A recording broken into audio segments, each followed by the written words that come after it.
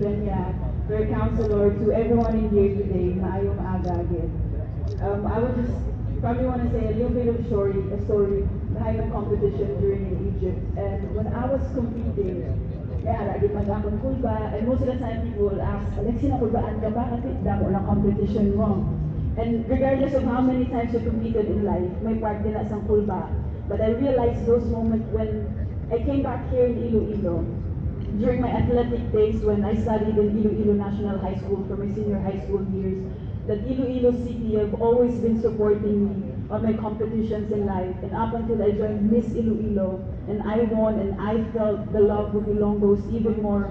And nag-compete ako Miss Universe Philippines, and grabe ang pagtalangga sa mga Ilonggos sa akon. So when I was competing, thank you so much. When I was competing in Egypt for Miss Eco International, I told myself that I'm not only here as a Filipina, but as a very proud Ilongga gid. Bisan diin ako daloon, sang life and sang journey ko, proud din ako nga Ilongga ako.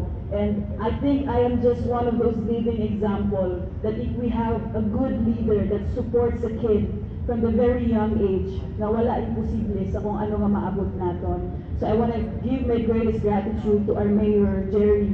Thank you so much, good Mayor, sa help and sa support mo all throughout my competitions na ara ka din sa ako. And of course, to RFFI, Sir Judge Peña, to Ms. Pao, to my team, to everyone, of course, to my beloved Lola Basing, and to all our media friends that's always supporting me, to all my fellow Ilonggos.